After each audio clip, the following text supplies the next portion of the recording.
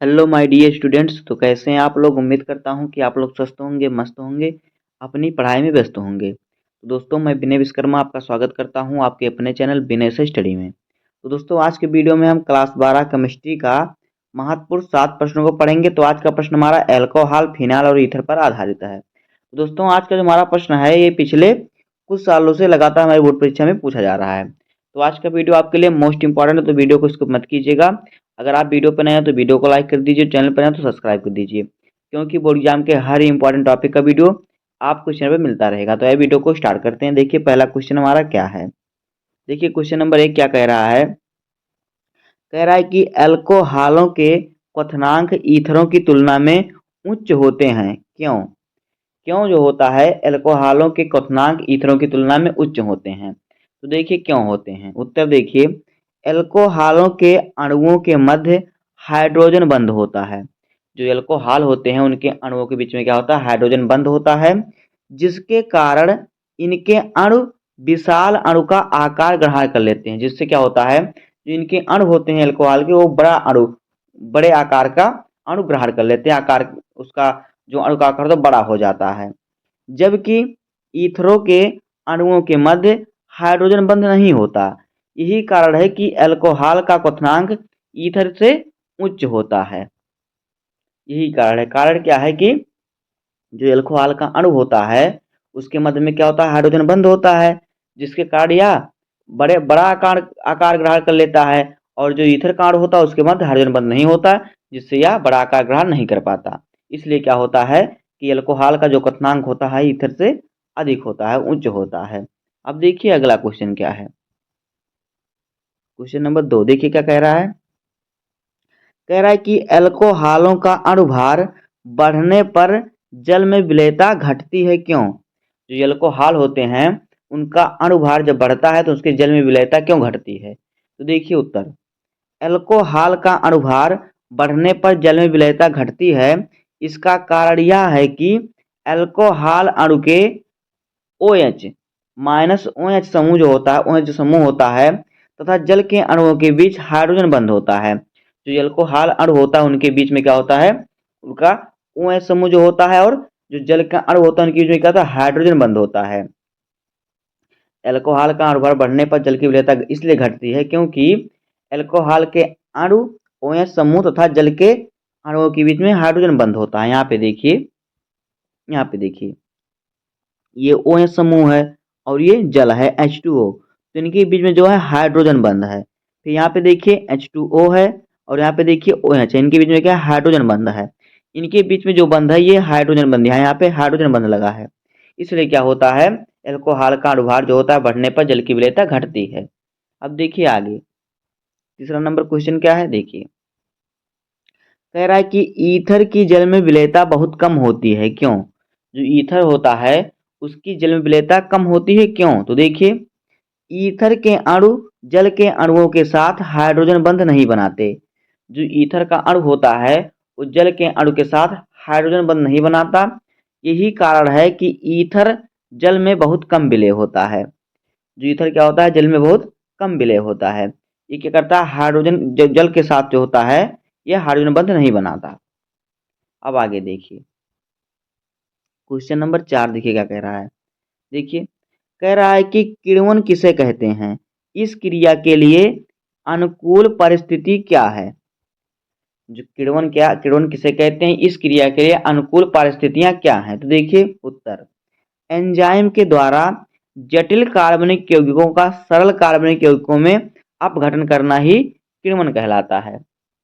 जो एंजाइम के द्वारा जटिल कार्बनिक यौगिक और सरल कार्बनिक यौगिक में अपघटन करना ही क्या करता है, किण्वन कहलाता है।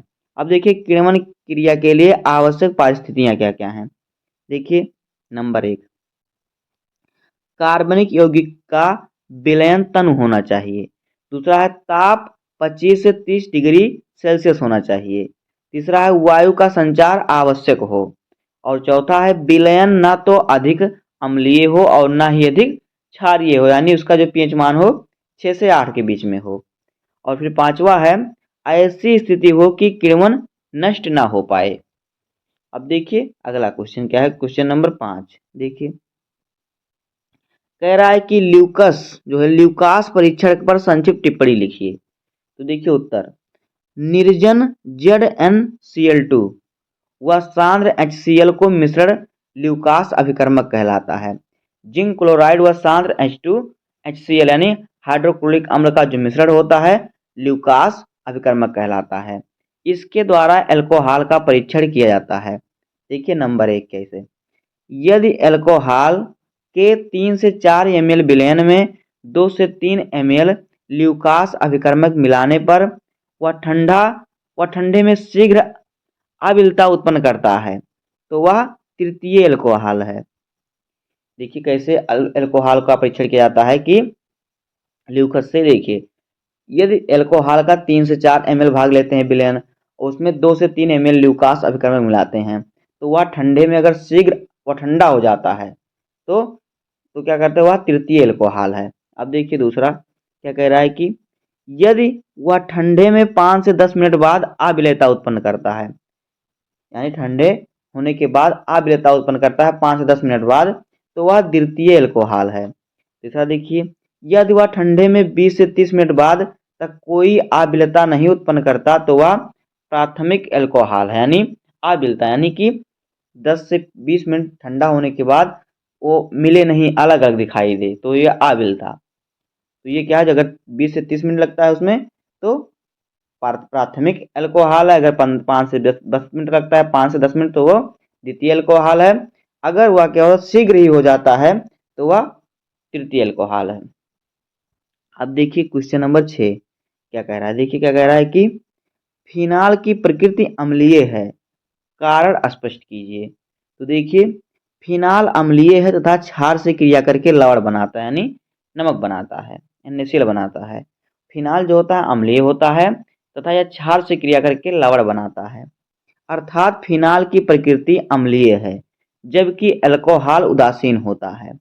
इसका कारण यह है कि फिनाल में OH समूह ऋण विद्युतीय फेनिल समूह से जुड़ा होता है, जबकि अल्कोहल में OH समूह जो होता है धन विद्युतीय एल्किल समूह से जुड़ा होता है। फिनाल की प्रकृति जो है अम्लीय क्यों है, देखिए फिनाल जो होता है अम्लीय होता है तथा क्षार से क्रिया करके लवण बनाता है, अर्थात जो फिनाल की प्रकृति होती है कहते हैं अम्लीय होती है, जबकि अल्कोहल जो होता है उदासीन होता है। लेकिन ये जब हम फिनाल में क्या होता है OH समूह ऋण विद्युत फेनिल समूह से जुड़ता है, लेकिन जो अल्कोहल होता है उसका OH समूह जो होता है वो धन विद्युती एल्किल समूह से जुड़ा होता है, इसलिए होता है फिनाल की प्रकृति जो होती है अम्लीय होती है। यहाँ पे देखिए, अब देखिए एल्किल समूह से जुड़ा है और ये OH समूह से जुड़ा हुआ है। अब यहाँ पे आगे देखिए, एक यहाँ पे देखिए और एक यहाँ पे देखिए। अब देखिए 7वां नंबर क्वेश्चन क्या है, देखिए कह रहा है कि विलियमसन संश्लेषण पर संक्षिप्त टिप्पणी लिखिए। तो देखिए विलियमसन संश्लेषण क्या होता है, देखिए जब किसी एल्कोक्साइड को एल्किल हैलाइड के साथ गर्म किया जाता है तो ईथर प्राप्त होता है। इस अभिक्रिया को ही विलियमसन संश्लेषण कहते हैं। विलियमसन संश्लेषण क्या है, जब किसी एल्कोक्साइड को एल्किल हैलाइड के साथ गर्म करते हैं तो क्या होता है, ईथर प्राप्त होता है। यही इसकी अभिक्रिया को कहते हैं विलियमसन संश्लेषण। तो देखिए यहाँ पे हमारा है सोडियम एथॉक्साइड C2H5ONa, ये हमारा सोडियम एथॉक्साइड, और इसे हम किसके साथ एल्किल हैलाइड C2H5Cl के साथ गर्म कर रहे हैं। यहाँ पे देखिए तो हमारा बन रहा है डाई एथिल ईथर और NaCl बन रहा है। यही है विलियमसन संश्लेषण अभिक्रिया। तो बस दोस्तों आज की वीडियो में इतना ही। उम्मीद है कि आपको वीडियो पसंद आया होगा। अगर आपको वीडियो पसंद आया हो तो वीडियो को लाइक कर दीजिएगा और चैनल पर नए हैं तो सब्सक्राइब कर दीजिए, बेल आइकन को प्रेस कर दीजिए, जिससे कि बोर्ड एग्जाम के हर इंपॉर्टेंट टॉपिक का वीडियो आपको इस चैनल पर मिलता रहेगा। तो मिलते हैं किसी नेक्स्ट वीडियो में, तब तक के लिए धन्यवाद। जय हिंद।